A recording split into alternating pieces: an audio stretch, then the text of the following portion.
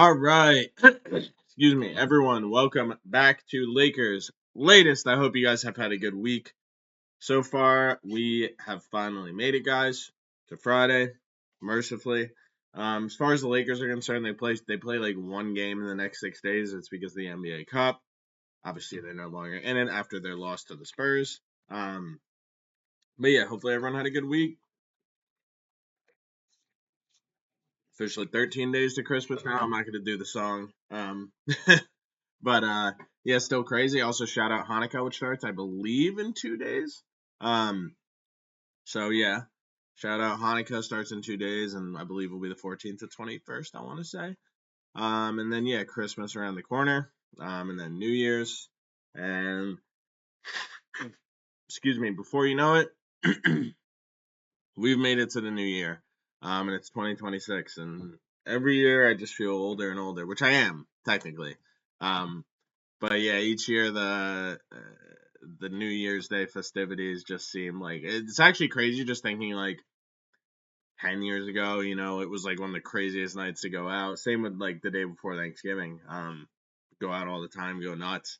And now I'm just like, yeah, no, actually I just want to chill. I don't want to do anything. I just want to sit inside and do absolutely nothing while we watch the ball drop. I have no interest in ever going out again on New Year's. Um, but yeah, well, hopefully everyone has had a good week. We have made it to Friday. Um, like I said, no Laker game till Sunday, so nothing too crazy to go over. But kind of just wanted to talk about to me a semi concerning trend, and that is the Lakers' overall defense. So they are, when you look at the West, as far as points per game, they give up 116 points per game, which would put them, not still put them like they're not like last, but the problem is when you look at the contending teams, like if you look at the top 8 teams, the Thunder give up 106 points, but they don't really count. The Nuggets give up 115, so they're not too far behind them. The Rockets give up 110. The Spurs give up 115. The Timberwolves give up 113. The Suns give up 113. The Warriors give up 111. I don't know. It's just a concerning trend as far as the Lakers' defense. I think, like, if we look at it, like even like he gave up 132 points to a Spurs team that doesn't have Wemby. You know what I mean? 126 to the Celtics, 120 to the Raptors, 125 to the Suns. Um, it's just kind of a concerning trend that we've seen lately, and I don't know if there is like a definite fix. Obviously, Marcus Smart.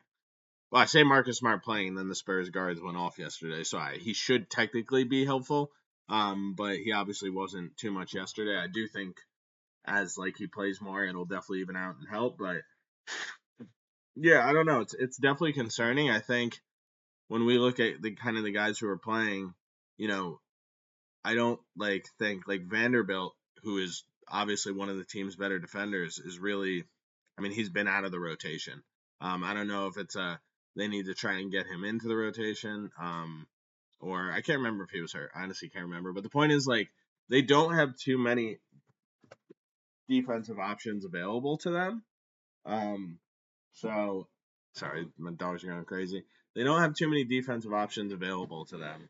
So, they got to kind of try and figure it out, basically. And I think, like, they have the components. Like I said, Marcus Smart, like, Larabia is a good defender. Like, all the components are there to be a good defensive team. Um, but they just have to be way better. So my dogs are going crazy. Um, sorry. They just got to be better. They got to be better on defense because right now, like the way they're playing defense is not going to be conducive to winning many games, especially against good teams. Um, they have to like rotate better. They gotta give more effort. Like when you're giving up 132 points, like the Suns without the Spurs without Wemby, and you're giving them 125 points to the Suns. These are things that just need to be better if you're going to be a contending team. And at the end of the day, I just think that it's gonna have to be better. I'm not saying it's necessarily a coach thing, because JJ I think has done a good job, but I think there's obviously got to be a better situation, better rotations, better kind of plan to be better on the defensive end. Because the way that they've been playing, I don't really think is conducive to them winning a ton of basketball games, especially versus kind of the top tier teams in the West or top tier teams in the East, although the West is considerably better than the East. So yeah, we'll see what happens there, but I think the defense is definitely going to need to pick it up. Hopefully in December, and hopefully we'll see an improvement because yeah, the last couple weeks it's been definitely less to be desired. All right, let's talk about Austin Reeves, who's been sensational this season.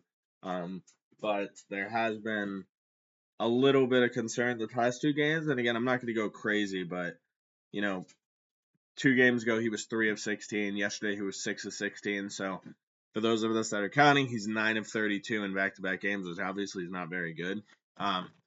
So the question is, like, is this just him struggling? Is this him coming down to earth? Or is this him figuring out the dynamic between him, LeBron, and Luka? And I think it's probably, I don't think he's coming down to earth. I mean, you can't just average like 28, 9, and 9 and it'd be like a random occurrence. Like he's been a beast. I still believe in him. I think he's a stud. I think it's more or less him just kind of like trying to figure out still where he places in this LeBron Luka middle. And the question at this point is like, is Reeves better than LeBron? Like I know it's crazy to say, but it might be true. But I think with LeBron back, Reeves is just trying to figure out where he fits. Like and obviously he's a stud. But he's trying to figure out like where he fits in that trio, how he's going to play the game that he wants to play in that trio. Obviously he's going to play way more off ball than he did before LeBron was back. But at the end of the day, it's going to be very interesting to see how he continues to kind of adapt and adjust to LeBron being here full time now, because obviously he's not going to be able to do what he did before. So, I mean, I don't want to say him do what he did before. He can still excel, but it's just going to be different because now you have LeBron there.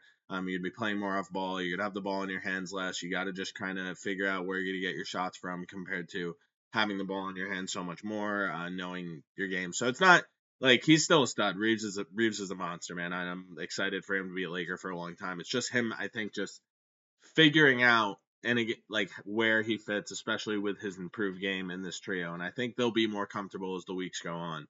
But sometimes there's going to be games like this even we saw from LeBron the game before when Reeves played well. From maybe those two just trying to kind of figure it out. So we'll see where that goes. All right, next let's talk about Marcus Smart's season so far. So he's obviously been hurt, which I feel like we can expect at this point for a guy like Smart. Good player, but he is injury prone. But for the most part, I feel like he's been pretty solid. He's averaging 27 minutes a game, 10 points, 2.3 rebounds, 2.8 assists, 1.7 steals, which is obviously huge. He's averaging 1.6 3-pointers a game, shooting 31% from the field. He's not a great shooter. You'd hope that 31% could be maybe higher, and maybe it will be. Obviously, he went crazy the other day. He hit 8 threes. But again, I've said with Smart, like, he obviously was not brought in here for offense. He's going to give you offense at times, and like I said, he's going to have a random game where he hits a bunch of threes, like last game.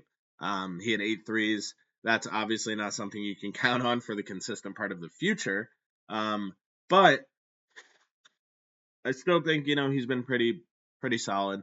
Again, at this point in his career, you're not going to expect anything spectacular on the offensive end.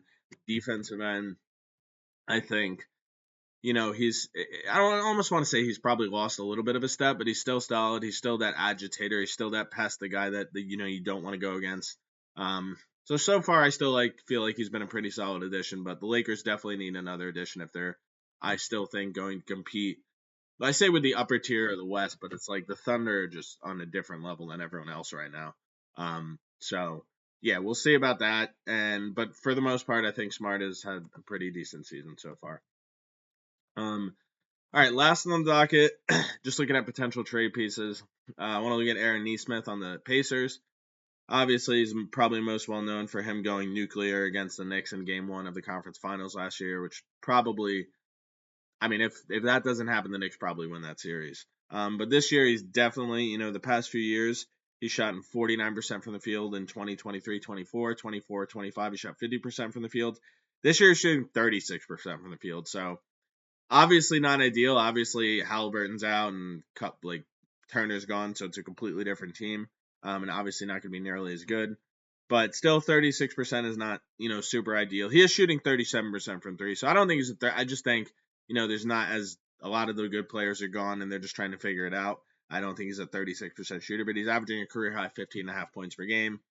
He's averaging a career high 2.8 threes made per game. So I still think just his game would be a great fit on the Lakers. He's a very solid defender. He's a really good shooter. Obviously, the 36% from the 37% from three is the one to keep an eye on because I don't think the 36% will continue, especially on a better team. But he's still shooting 37% from three. He's a good shooter, a really good defender. I think he would be a really good fit. He's also on a very reasonable contract. I believe it's about $11 million a year. So he's a guy that I think they could potentially definitely target if the Pacers were to make him available. That'll be interesting to keep an eye on, but I think he would potentially be a very good fit for the Lakers. But yeah, that's all I got for you today, guys. I'll everyone have a good weekend, and I'll catch you guys on Monday.